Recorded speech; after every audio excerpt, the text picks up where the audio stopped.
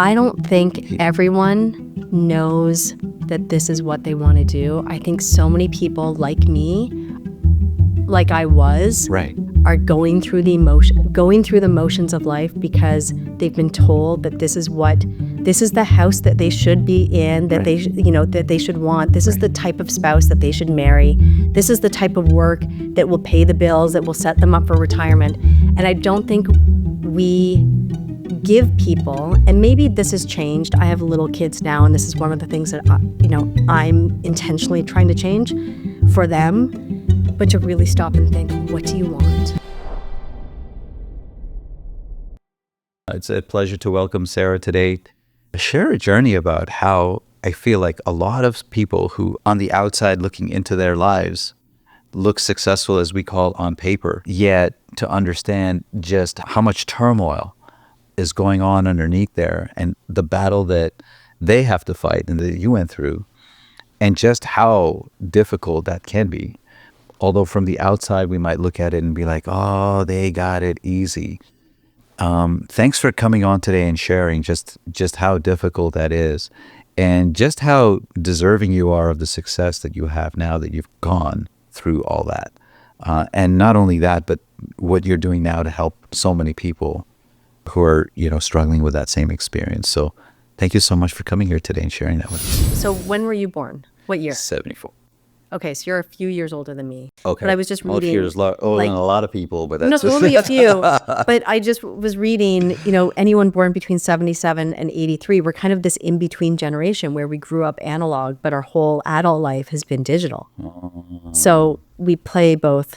Yeah, but you missed it just by that much. Well, that's the whole thing. Like, we grow up, and along the line, maybe, we learned something here, we learned something there, we heard something here, we heard something there. Just yesterday, I was speaking to somebody, and we were just laughing about how, now we can say stuff, and it's wrong. It's off. We used the wrong acronym in the wrong place. And it's recorded forever. So Right. we can't, not only have we made a mistake, but it's now recorded for everyone to see forevermore. Yeah. Yeah. What were we laughing about? The NGL, right? This NGL. So we say it like I just learned it yesterday. Like, You have to educate me. come on, bro. No. Not gonna lie. You ever get that? So See, because my I kids see- are way Did too you know young that? right now. See, they knew this. They're like in touch with what's going on. They're in touch. You're in touch. Yeah. It's all about lying now. It's I can't lie. Yeah. Everyone should say this.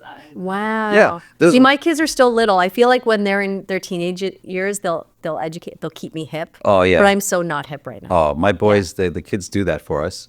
Yeah. And they're like, okay. And every so often, I'll actually sit with them. I'll go, okay, so give me something What's new. the stuff? Yeah. Taylor Swift or whatever's going on. And then they'll be like, yeah, this is what's happening. I love it. Right? So we do this stuff for our kids. Yeah. And we mean like well for them. Yeah. We want them to be, successful. And they mean for us to be, that's the best part now. Yeah. You're going to love this part when they're like talking to you, like they really want you to grow up and be good, be okay.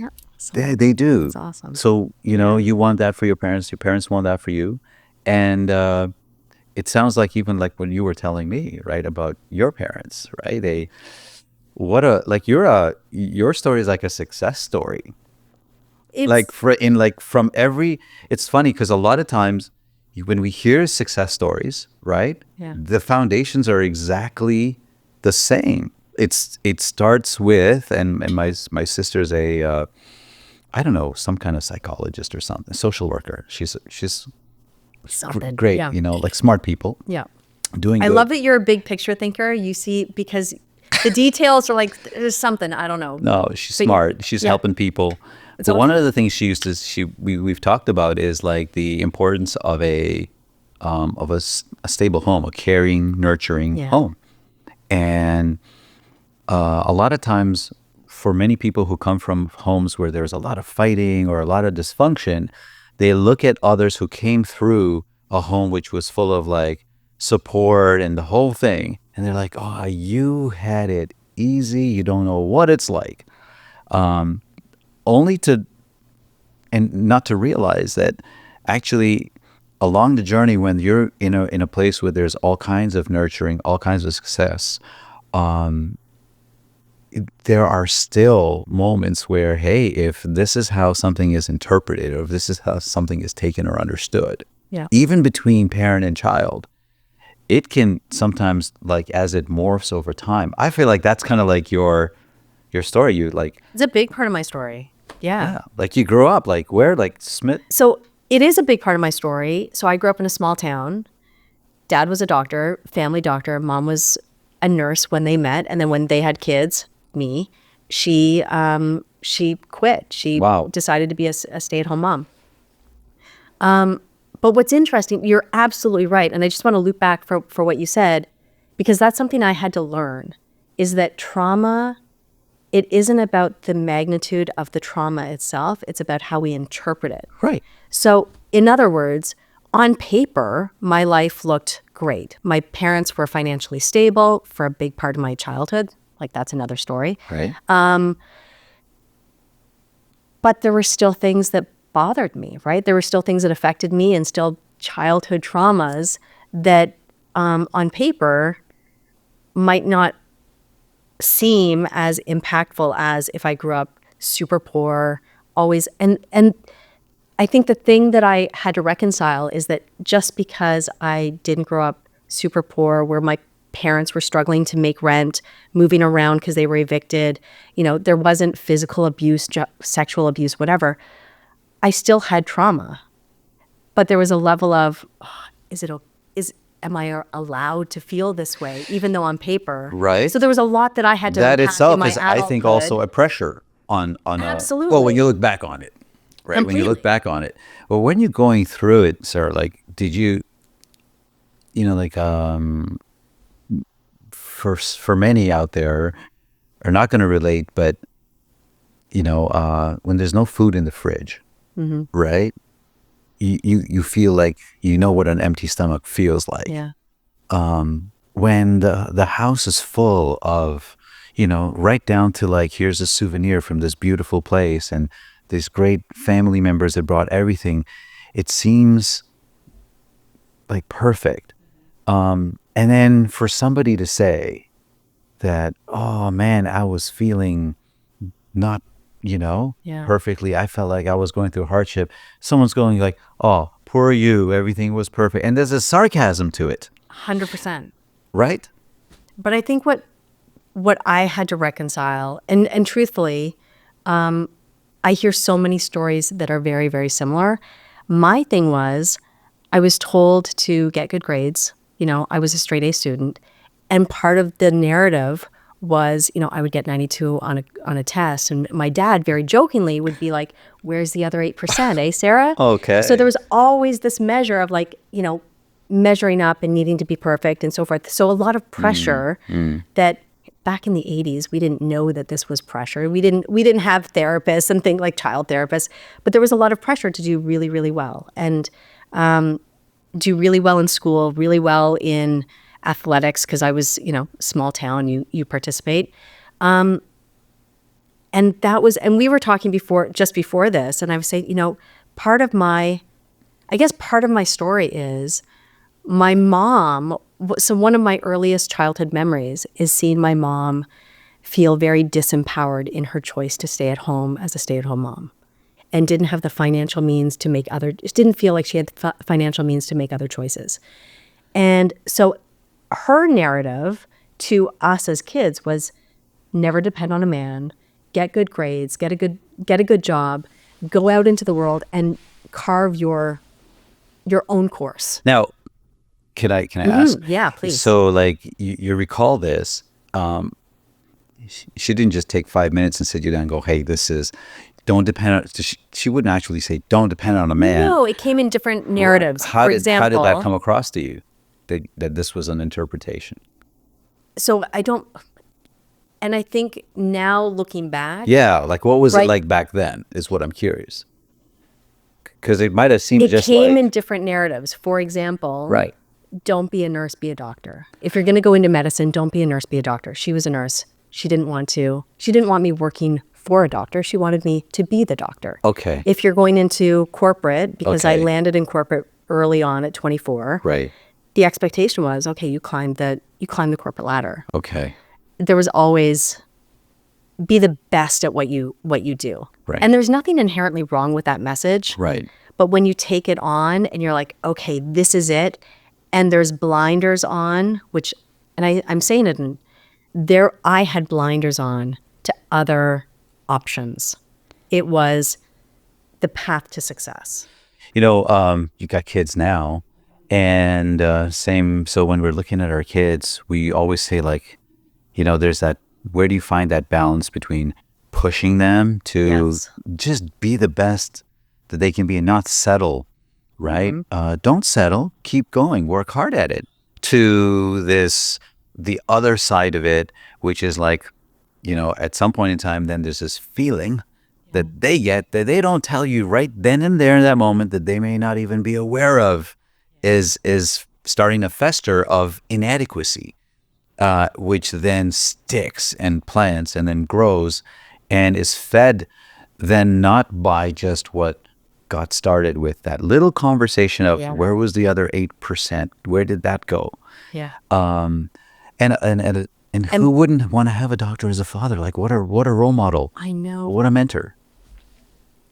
And so, yes, and there's two things I want to say there. One, you ask a really good question around what do you do with your kids now, right? So how do you foster that Right. do well, succeed, and without going too far? Right. Because there's a balance there. Right. Like what would you want your mom to tell you or your dad to tell you, right? Like how old were you this time? Like when you remember, like Oh, probably 6, 7, 8, yeah, right? 6, 7, 8. Yeah. But I also saw my what do dad. you want him keep- to tell you? Don't go be the best that you could be, and don't be a doctor. know, Be right. it like what do you want? What Well, could she here's the possibly said to you? Here's the thing. All right. I saw my dad come home exhausted at the end of every day, Right. not necessarily loving his vocation either. And so again, even though successful on paper, he's a family doctor, Right. he'd come home being like, and so tied to that vocation, I wouldn't even call it a vocation, so tied to that profession, not realizing that there are other options that he could have explored within that would have made him happy. When you were there then, at that time, that 6-year-old Yeah. or 8-year-old, 7-year-old, Yeah. are you telling me as a 7-year-old you picked that up then? Yes. Oh, yeah. Were you aware that you were picking this up? Yes. Really? I think all kids pick it up. I think all kids, whether they can articulate it or not, Right. they know if their parents are happy or not. Okay. So Yeah. am I understanding you that like at 7 you're like looking at your parents and going, they're not happy? There was probably an element that I wouldn't be able to articulate, but there was, if I had been asked at the time, I Right. probably said, no, probably not. Oh, okay. Yeah. Yeah. So And I feel, and time out, I feel like I'm telling more of their story that I don't have permission to tell. I understand. So what I'm trying to get is the perspective of the 7-year-old Yeah. versus the mature, smart, intelligent person looking back at the 7-year-old. Because this 7-year-old, that's where I feel like, when these thoughts come in Yeah. about being inadequate, it's not a fault of the person who is, to me, I don't think there's a fault in it. That's what I love about the journey, is that here are parents doing their best, 100%. right? And that's, to me, the emphasis, is Yeah. that here are parents who've worked hard their whole life, Yeah. first of all, to provide, to have means so that their kid could have the best opportunities that, they didn't have. Like all parents want Well- that. And I'm 100% sure your parents, our parents all wanted this. But And- yet as a 7-year-old, in that moment, Yeah. there's this feeling that we're already starting to pick up Yeah. that, and it's our perception, by the way, right? That's the other point, And perception is not reality. right? It is to us. Right? It is our reality, That's it. right? So in our reality, that's the first moment that, in spite of the love, that's to me like the mind-blowing part, Yeah. is that in a loving environment, in an environment where everyone's just working their hardest and their best. I mean, if he looked like he came home that day and he was a little tired, maybe it's, a lot of things doctors face like some pretty tough challenges, right? So they come home, they're exhausted, maybe, yeah. And that day, it gets seen as they don't love what they do. But if you ask a doctor, hey, how do you feel about what you're doing? They're like, every day I go out there and I'm helping a life. So my dad's story yeah. was that he grew up incredibly poor, one of 7 kids. Okay. Incredibly poor I think that's farmer. relevant. And 100% it's relevant. Yeah. And he grew up in a really abusive abusive home. Right. So his way of coping was studying. Okay. He was the only one of 7 to go to university, let alone get his medical degree. Wow. He And could so have done worse. He was the black sheep of the family, right? Where he Wow. went on to become a doctor. And I asked him as an adult, I said, why did you become a doctor? Uh-huh. And he said, you know what? I would go to the doctor's office and I would see on the door, his hours were Tuesday, 10 till 4, Wednesday, 9. So I'm not convinced that my dad went into medicine from a place of service. He saw it as a way out, that you would be paid well for a few hours. And Okay. that wasn't his experience. He was the local doctor who'd had a regular practice, had emerge hours. This was back in the 80s when Right. doctors did everything. Right, I'm He was seeing it now. delivering the babies Right. in his practice. So he'd be called, emerge. He did anesthesia. So he was always on call, Right. always working, making for a small town decent money, Right. but it's not what he signed up for. So he was exhausted Okay. at the end of every day. And his message was, Sarah, don't go into medicine. Okay. And my mom's message was, whatever you do, be exceptional. Just go all the way. And so the message Those was are some great messages. absolutely. Do what you love. Go as far as you can go. That wasn't the message from my dad. My dad didn't say do what you love. Right. His message was don't go into medicine. Okay, got it. Right? So, and I know it's nuanced, but it's really it's an important nuance. Sure. So what I did, I got great grades, went to a great university, studied what I thought would get me a good job, which was biochemistry. I didn't know what I wanted to do. I was one of those lost 18-year-olds graduating from high school being like, I have no idea what I want to do. So let me take something I'm good at and do that as my degree. Didn't particularly love it in university, but still got my honors, did well, and then fell into sales and marketing pharmaceuticals. So, can you take me back to when you're deciding to go into bio, Yes. right? Yes. I remember when we were trying to pick where we wanted to go. Yeah. Back then, they had guidance counselors, and the process was, remember OACs and all that stuff? So there was a thing. Can I right? tell you what my guidance counselor told me? Because I was Whoa. really stuck and I went in to talk to the guidance counselor. Oh, you did? Okay. And again, small town perspective. All right. His message was, well, you're too smart for business, so you should go into science. Okay. Science or math. Science So or you got, engineering. so you got around you. Which I hear now, and Yeah. I'm like, what a small town view. Well, you know what I'm amazed at is, successful people, and I count you as a successful person. I really do. Thank you. Were it not for these things to challenge, right, and to take you down, whether it's the right or the wrong path or road, and to steer you this way or that way, you still did it anyway. Completely. So that's, to me, I feel like that's success.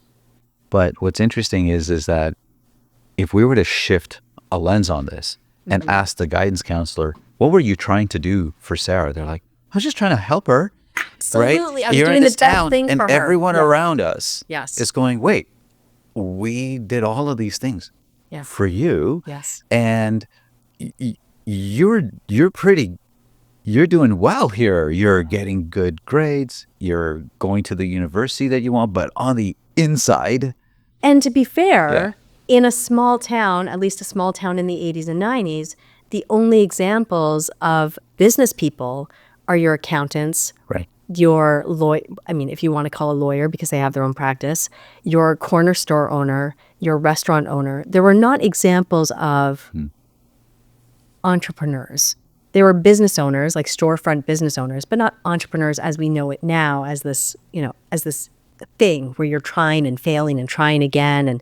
And so absolutely, in fairness to that guidance counselor, he was doing right by me in his mind. Right? Yeah. Was there a point since you talked about small town a couple Mm-hmm. times, I'm curious to know, when did you start thinking to yourself, this is a small town?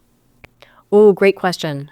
So in high school, I did 2 student exchanges. So when I was 15, I went to Spain for 3 months Okay. and lived with a family in Spain. Okay. And I loved it. Okay. And as soon as I came back, I was like, that wasn't long enough. So I signed myself up for another one. Okay. And at 18, I went to Finland for a year.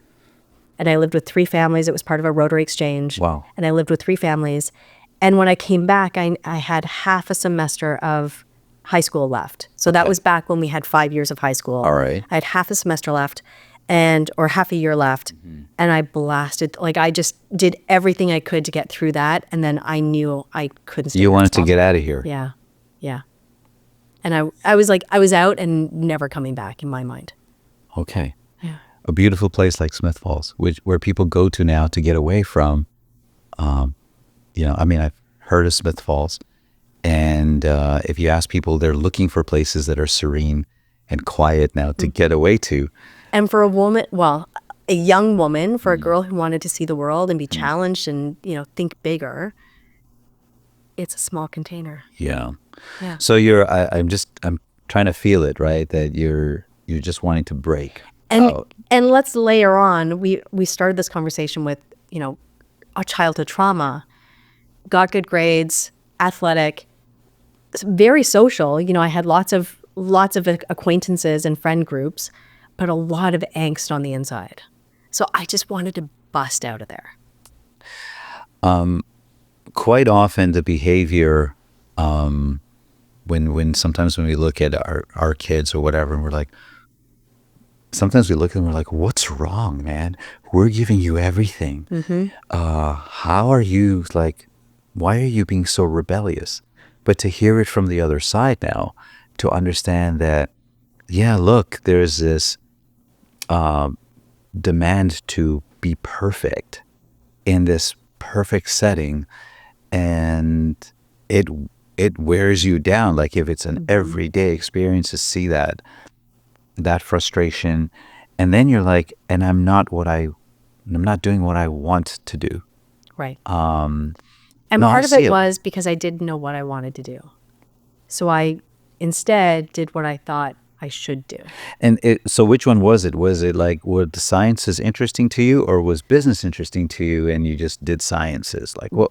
Help me understand that. Great question. I didn't take a lot of business classes in high school. Okay. So I didn't have, and I think this was the challenge, is that I didn't have a perspective on what that looked like, what it meant, what potential it could have. Right.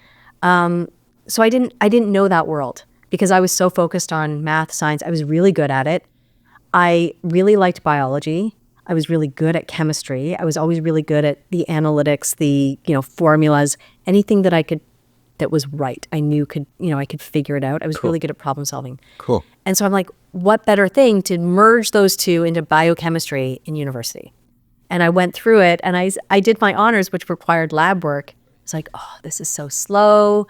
I wanted to talk to people. The experiments were just, my favorite part of working in a lab was the lunchroom because I got to talk to other people. And so I was like, okay, that's a clue.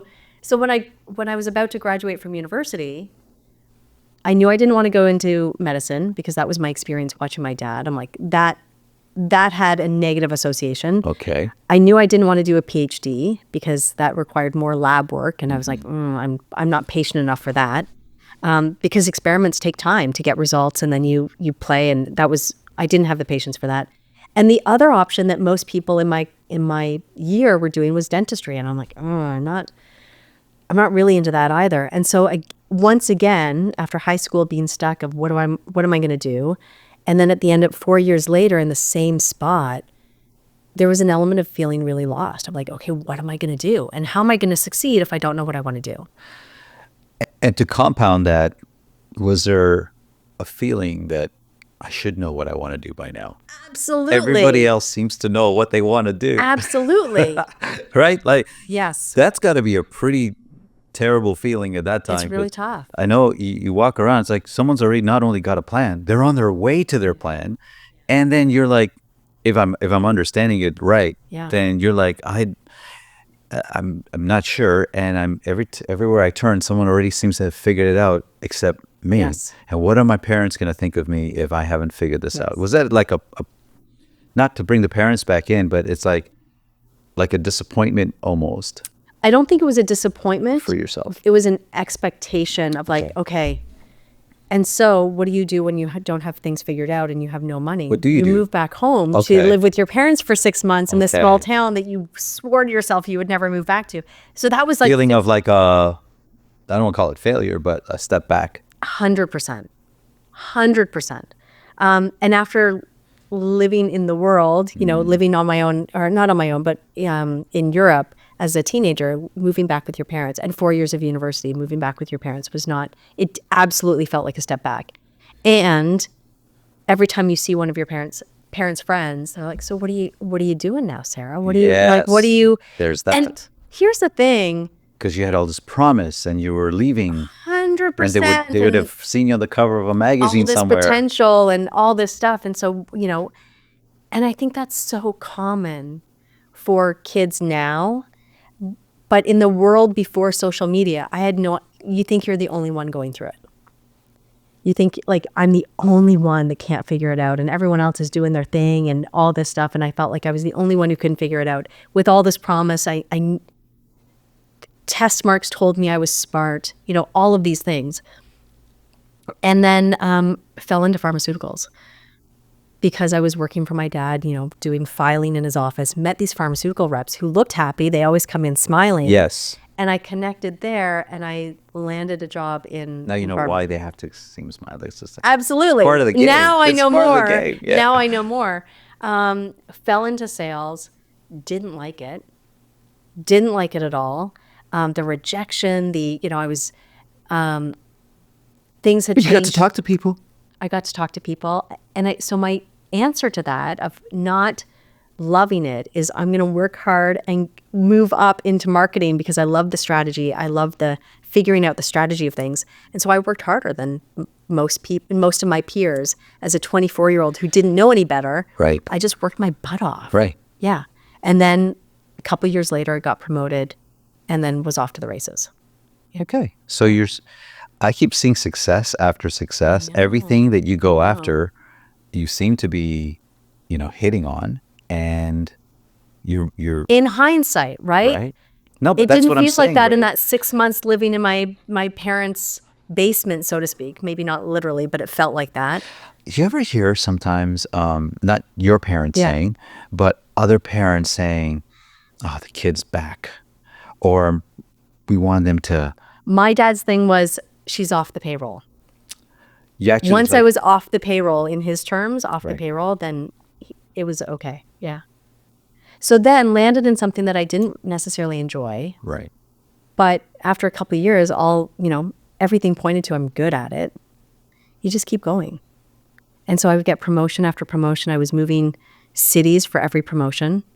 So I started in Kingston, which is a small city in Ontario, and then lived there for 2 years. Then got filled in a mat leave in Toronto, which was a risk at the time. But I'm like, I'm single. I'm not doing anything.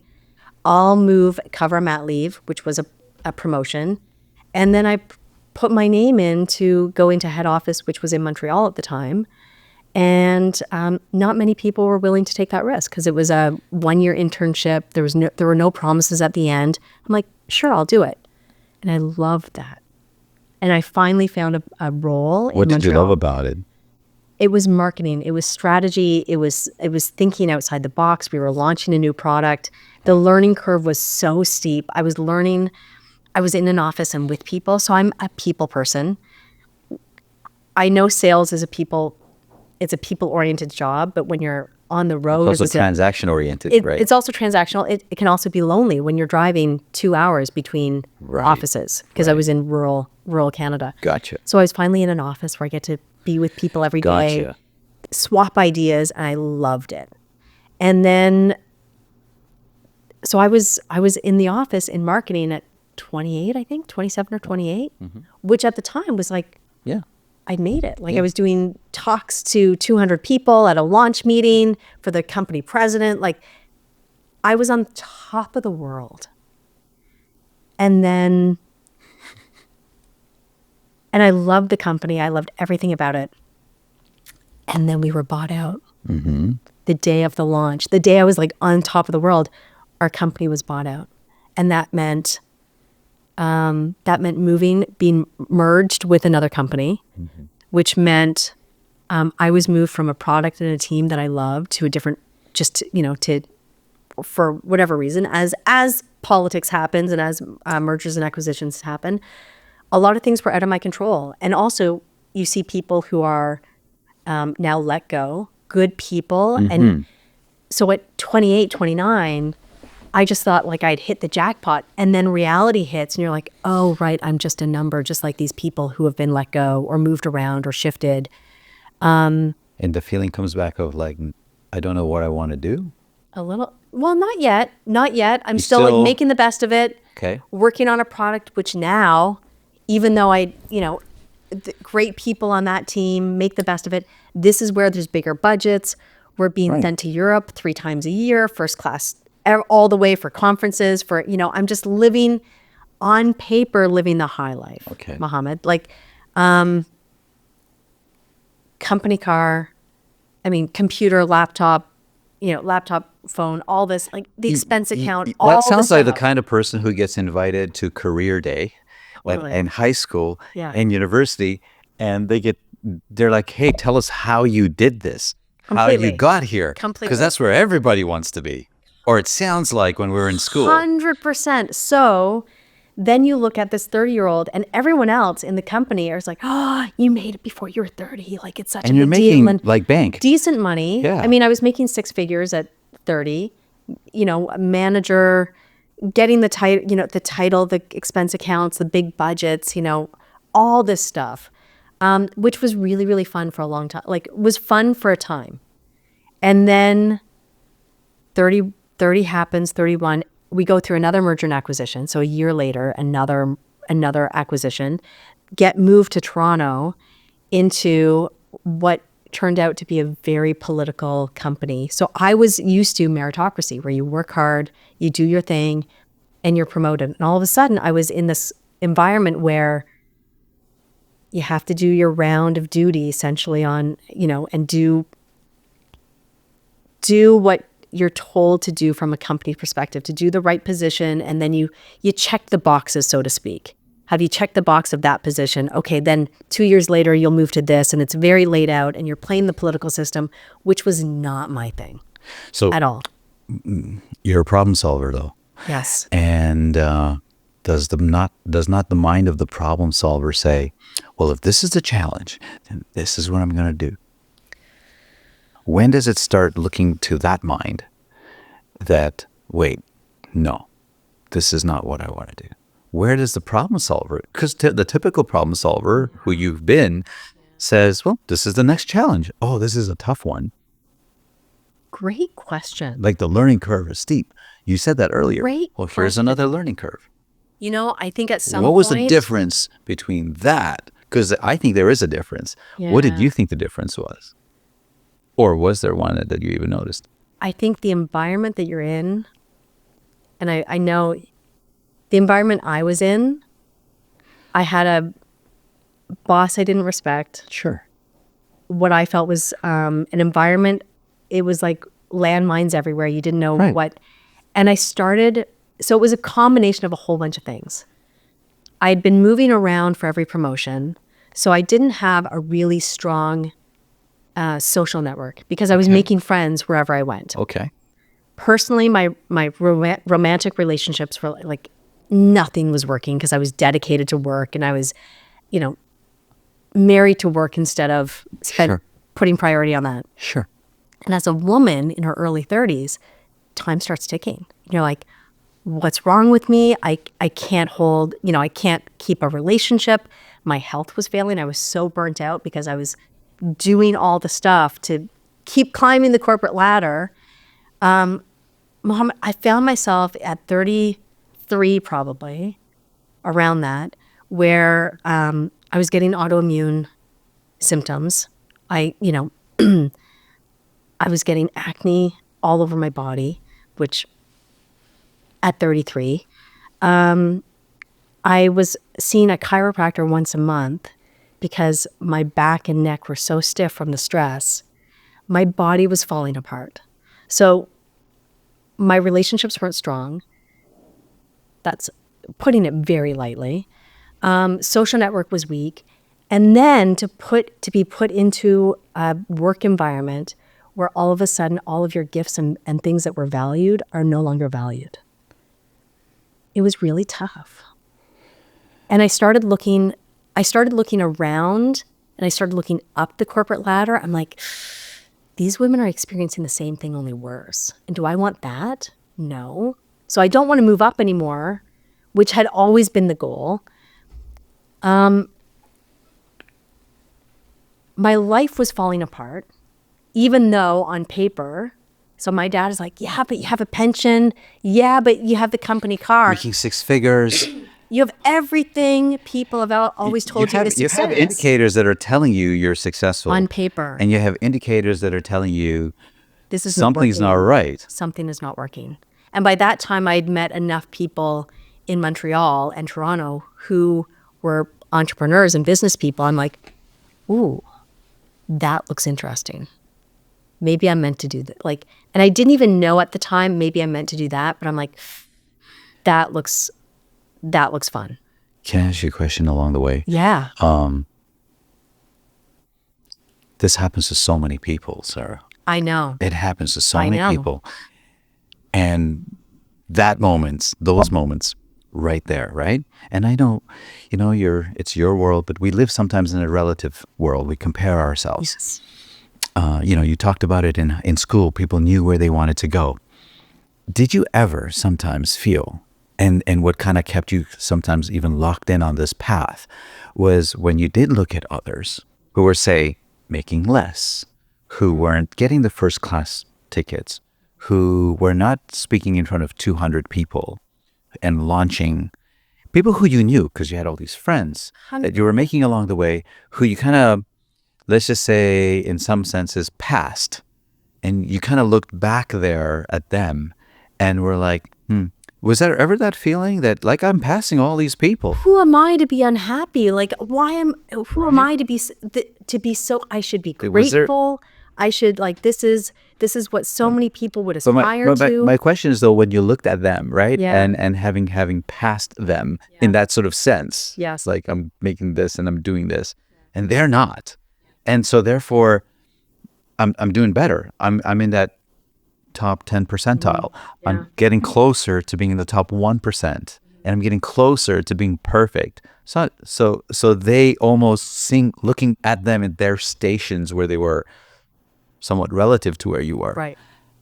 Did you ever look at those people along the way and be like, okay, and not give it a thought that, are these people though happier? Are their relationships better? That's my question. When we pass these people along the way, Right. I feel that when we see this, I know it happens. We're like, I just passed that one. I'm doing better than that one. I got a better car, or I got whatever. Yeah. But I wouldn't, and I notice we don't tend to go, wait, how do they feel about their relationships? Yeah. We don't ask them that question. We ask them the questions, or we compare the stuff that we're doing better on. Yeah. I honestly, Did it's you a ever great look back on question. that?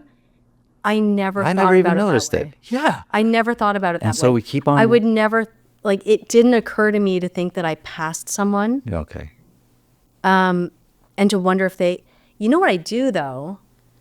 I often look at people who have passed me. Exactly. And I wonder, because I think my dialogue was, I knew the reason, if you did look at it as I passed someone, the reason I chalked it up to, like, why did I pass them? I was willing to work really hard, but I was also willing to take risks. Right. That other people weren't, which was, for me, Right. moving cities for every promotion, Right. even though they were temporary promotions, Yeah. to fill in a mat leave, to do an 1-year internship. They had no promises at the end, Right. but I was willing to take the risk. That's right. And I was always rewarded for that risk. Yeah.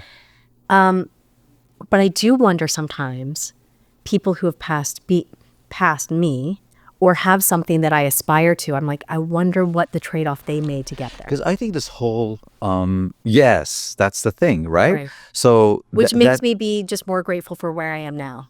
but when those people are in those moments, Yeah. which is what you were in that moment, right? You know, you're them, they're you, right? So you're now the one being passed, like you've passed people. But as people pass or you see them passing you, you're like, I can see kind of what they're having to give up. I wonder what they're having to give up. Because Right. you know now, you were there. Completely. And it's a trade-off. And sometimes you know the trade-off and sometimes you don't know the trade-off. Right. You don't even realize you're giving this up. You don't know. That's why it keeps, That's it. that's why people keep going, I think. That's it. They don't realize the trade-off. And I think it happens more often, and it happened for me more often than it maybe needed to, because I wasn't stopping to assess what do I really want. So these, I was just chasing these things that I Right. was told documented success. And I think the other thing is when in my early 30s, when I was at this moment where I'm like, my whole life is falling apart. And the one thing that always gave me certainty and success is now on shaky ground too. And, having a boss that I didn't respect and, Sure. toxic work environment, all that stuff, then you're like, okay, if that was the one thing that I could count on and now it's crumbling. Oh, and so and I grew up with the same story that I think most people do. It's corporate is secure, it's safe, it's financially, without that corporate paycheck, what do you do? you're part of something big. What do you do? You're changing the world. I don't think I said that. I don't think I had that message because by that time I was becoming disillusioned with pharmaceuticals and disillusioned with corporate. So I'd left that dialogue behind. Okay. But it was more than about survival. I was single. I couldn't count on a partner to pay the bills. It was really, Wow. what do I do? Right. Yeah. All over again. All over again. Except And when now you look just back, blew 12 years of your life, you might feel. Right. And you're also you're just beginning to feel unwell. yes. So, And I also Wow. think that when you've worked in a corporate position, as I had, when I know that I felt in my early 30s, 35. So 35 is when I finally left corporate and walked away forever. But and I hear this a lot from other women, and I felt this too. After you've lived in a toxic work environment for a few years, it doesn't matter how successful you had been up until that point, it wears on your self-confidence and self-esteem. And so it's hard to say, and it was hard for me to think, what can I do now with this sales and marketing experience in pharmaceuticals, which is very niched? yeah. How can I leverage that? How can I translate that into the real world? Huh.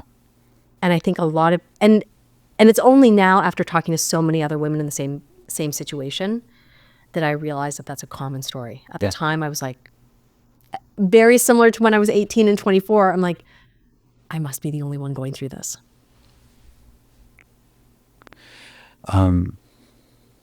Just one other thought I'm wondering about is, did you ever find yourself saying to yourself that, no, this is not, I am doing well, and talk yourself out of it? Oh, good question. So, I'm just thinking again, the problem solver mind would sort of say, you would defend and preserve, right? It's Yes. chances. And And so you don't want to say to yourself, I'm not well. I'm not enjoying this. Right. No, you got to figure out how to. I think there was a And that keeps you 5-year going. there was a 5-year period of Yeah. my career where I thought, okay, well, if I change bosses, Right. if I get that next promotion, well, once I'm doing this, once I'm managing a team, once I'm on this team, it'll get better. And when it doesn't get better, that's when you saying that confidence starts going, well, maybe I'm not. Or was Well, it was more of I need out. okay. Like 'Cause this you isn't talked about working. confidence. I keep chasing, and then once I was out, I'm like, what can I do? Okay. And that's where you're like, oh, Where did you get the confidence from to leave, though? I don't know if it was confidence. It was more pain, and I think When you look at the two motivators, Because you need confidence to do that. I don't think you do. No? I don't think you do. Oh, okay. If you look at, there's two ways that people are motivated. Okay. They're motivated by the dream Right. and the vision that they have, and it's so compelling that they move towards it like a magnet, right? Or they're motivated by pain. Okay. So if you touch a hot element, you're going to move your hand. Okay. You're going to move your hand really, really quickly. Gotcha. And most people are motivated more by pain than by the vision, because we don't take, and I say most people, I'm saying in, generalities, but that was my experience too.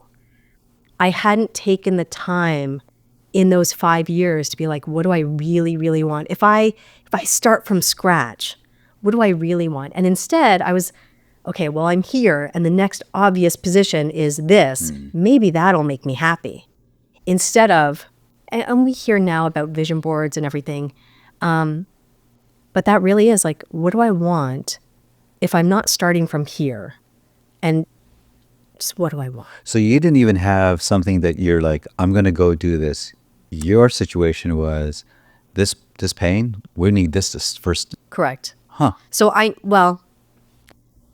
knew 1 year before that I was out. Right. And I needed to create a plan. Right. And it turns out that plan was a really bad plan. Sure. Because sounds I like was- that sounds like that happens a lot too. Yeah. And the reason why it was a really bad plan is I was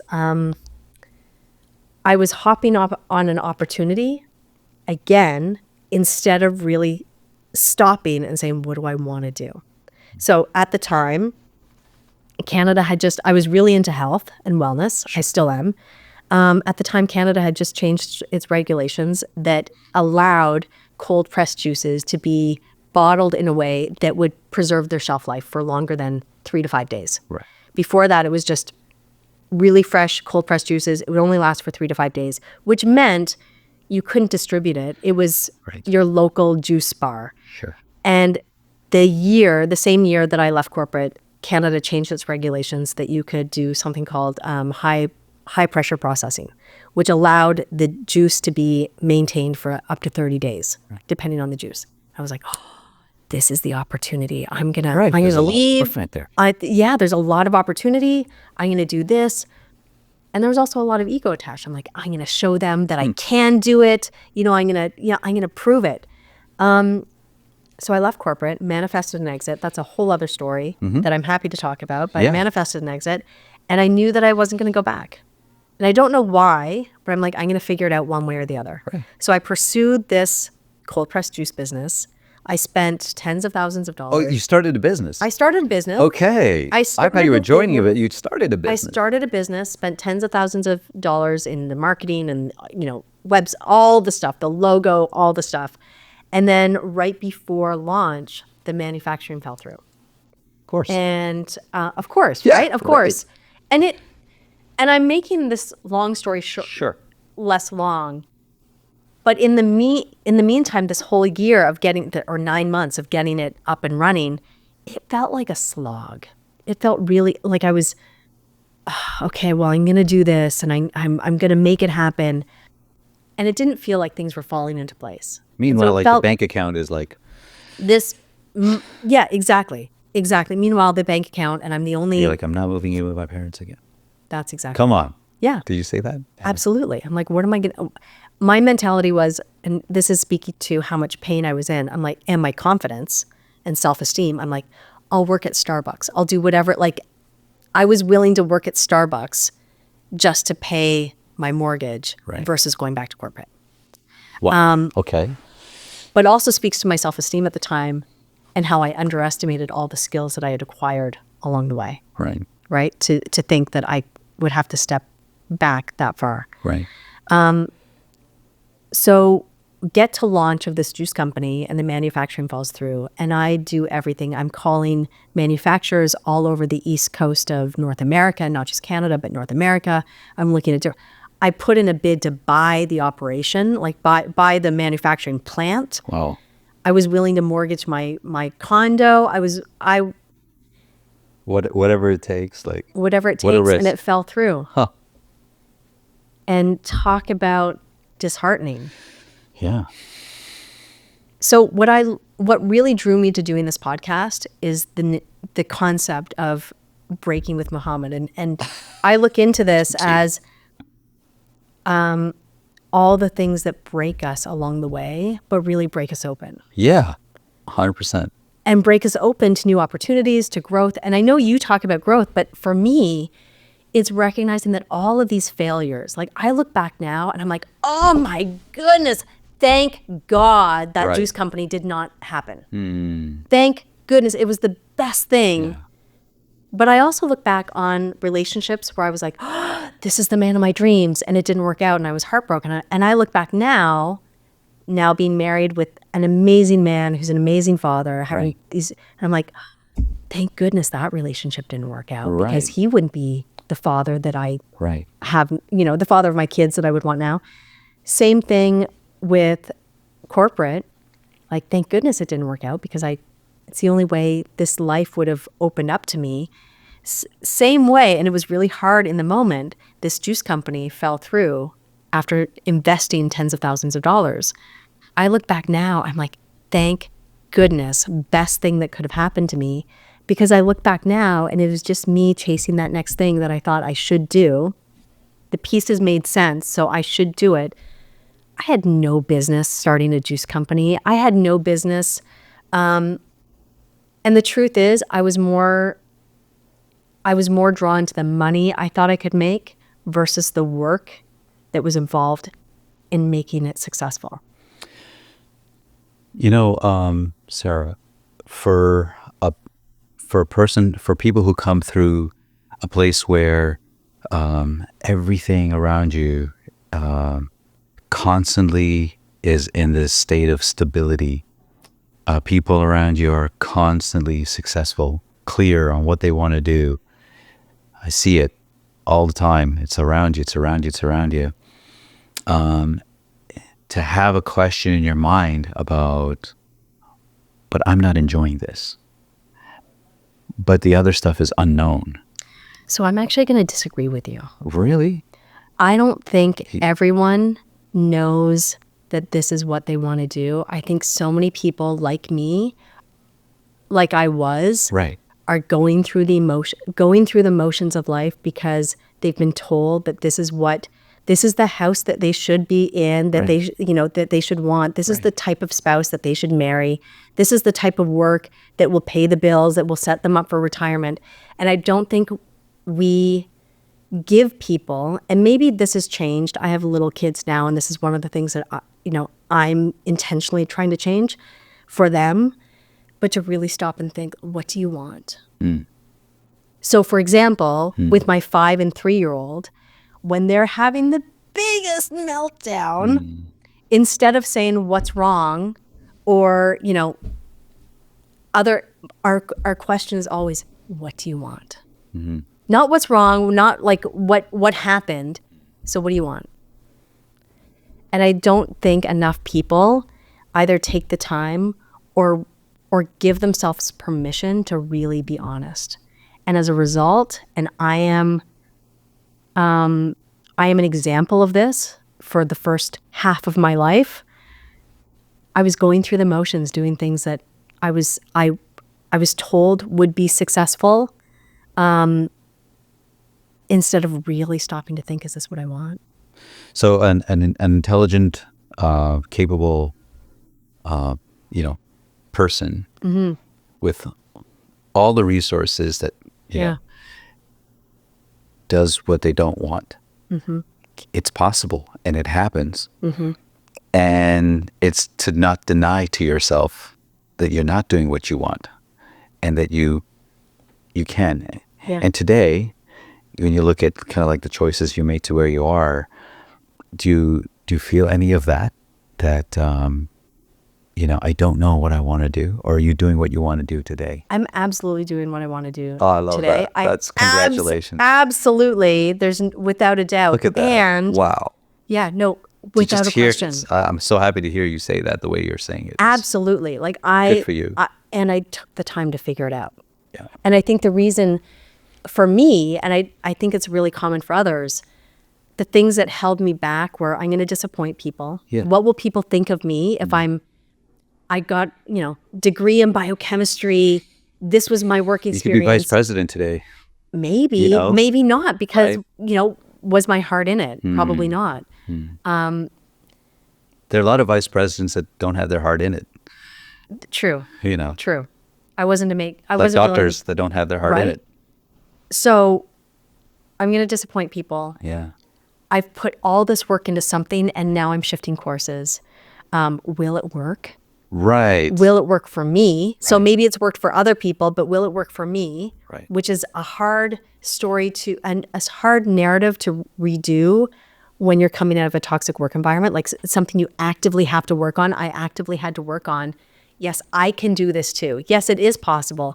And it's also possible for me. So after, I'm going to use a harsh word, after quitting in corporate, Yeah. because that's what you're going to be seen as.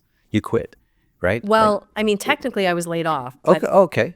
but it was, Okay, so either you quit but or I you was laid off. manifesting it. Right. I was hoping for it. All right. Yes. So that didn't work out. Yes. Okay.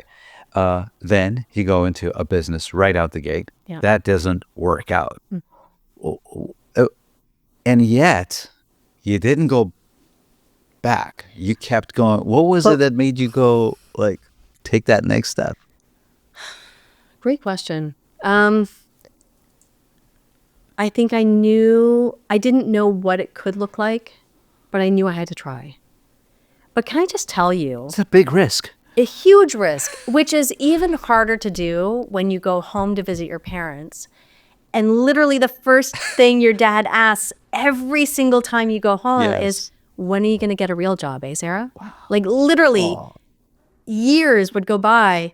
And And if it's not your father, it's somebody else. Somebody says it to you. It's like, what are whether you it's your doing? parents, I've whether had it's- it. Yeah, somebody yes, says it to you. when are you going to get a real job? Yeah. Or Poor you. What are you doing with yourself? what are you doing? And when you don't have that answer, Yeah. yeah, that's one of the then- things I'm most proud of, is to keep going despite all the messages that Absolutely. I'm not doing the right thing. Absolutely. Yeah. So, but that's what I'm trying to ask, is that at that How time, do you do it? How did you put that one foot in front of the other, as they say, and keep going? Maybe Everything else hasn't worked out. Like, why don't you quit already and go back to doing something your heart is not into? Good question. Well, probably, speaking of those motivators, I mean, it speaks to how painful it was. Yes. I knew I couldn't go back there. Yes. And it's the same thing, Yes. And maybe a poor analogy, but you think of it as, women leave abusive marriages. Yeah. They have nowhere to go, Yes. no way to support themselves, but they know they can't go back. Like I've said something like, I'd rather starve. Like, That's it. That I was willing to work at Starbucks as a barista, which I have full respect for baristas. Sure. Like they put up with and given my career, it would have been a huge step back. Yeah. Financially, self-esteem, all of that stuff. But that's how, it speaks to the pain I was in. But that's exactly it, Sarah. I feel like a lot of people they come to that point. Yeah. The pain, they can't take Yeah. the pain anymore. Bodies falling apart. Relationships Yeah. it's the template. So and they don't take that step because they're like, it's the risk, it's the Yeah. unknown, and they're not feeling capable right now.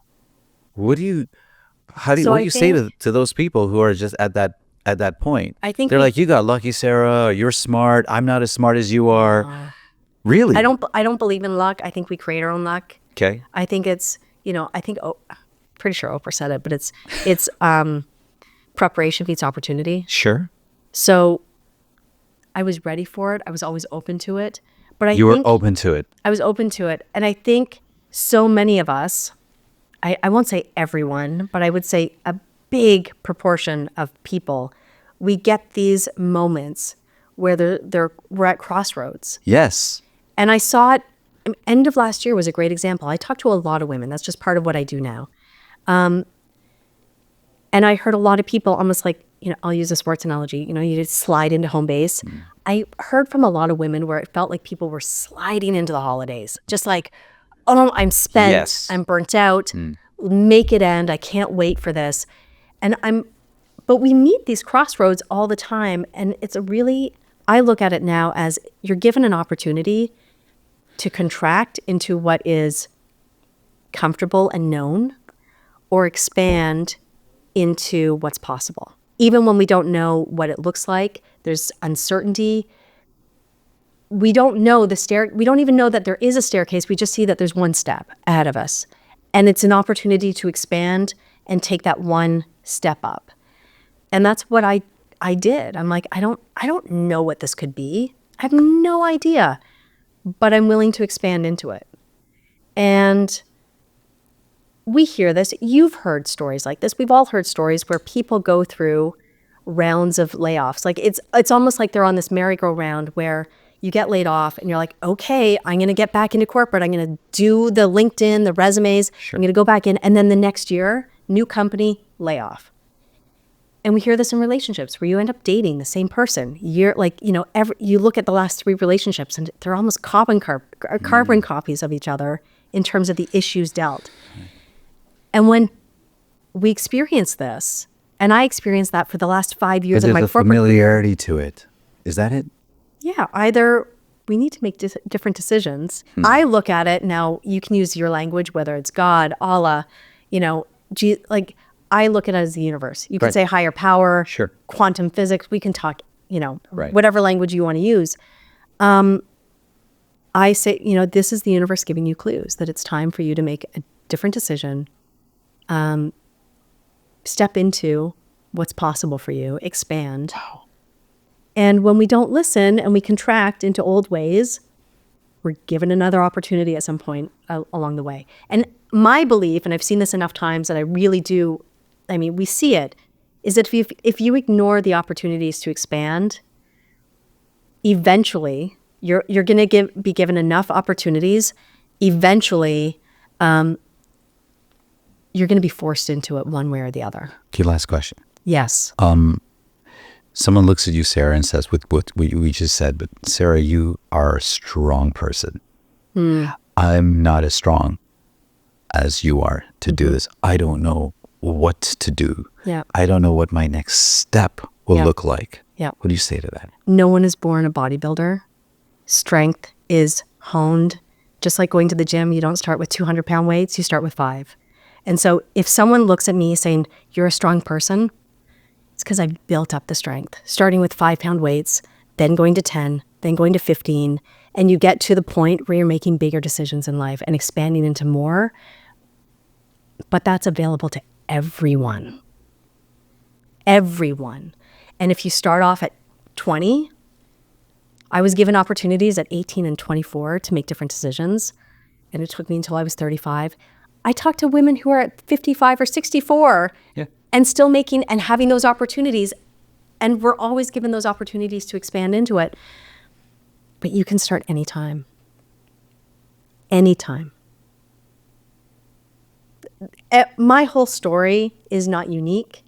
My whole story is, I look at it as just an example of what's possible for everyone. Thank you. Thank you.